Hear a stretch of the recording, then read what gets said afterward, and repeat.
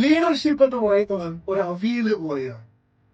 മുരിങ്ങാക്കോലും ക്യാരറ്റും കിഴങ്ങും വെളിച്ചെണ്ണയും ജീരകവും ഒക്കെ ചേർത്ത് നിങ്ങൾ ഉണ്ടാക്കുന്ന ഒരു അവിയല് പോലെയാണ് ലീഡർഷിപ്പ്. ഇവിടത്തെ അവിയൽ അല്ല പഴയതിരിക്കുന്ന അവിയൽ. അമ്പിസ്വാമിയുടെ അവിയൽ ഇതേപോലെ person to person, hotel to hotel, തെക്കോട്ട് പോകുമ്പോൾ വേറെ അവിയൽ, വടക്കോട്ട് പോകുമ്പോൾ വേറെ അവിയൽ, മധ്യ കേരളത്തിൽ വേറെ അവിയൽ മാറിക്കൊണ്ടിരിക്കും. ഇവിടെ തിരിച്ചറിയാം, അവിയൽ ഉണ്ടാക്കാൻ ഈ പറഞ്ഞ അത്രയും വെജിറ്റബിൾസ് ഇല്ലെങ്കിൽ അവിയൽ ഉണ്ടാക്കാം. 2-3 പച്ചക്കറി വെച്ചിട്ട് അവിയൽ ഉണ്ടാക്കാം. 10 വെച്ചിട്ട് അവിയൽ ഉണ്ടാക്കാം. ലീഡർഷിപ്പ് ഇതുപോലെയാണ്. ചില ആളുകൾ തെറ്റിദ്ധരിച്ച് വെച്ചിരിക്കുന്നത് ഒരു ലീഡർ എന്ന് പറഞ്ഞാൽ സ്റ്റേജിൽ കയറി പ്രസംഗിക്കാൻ അറിയുന്ന ആളാണ് ലീഡർ.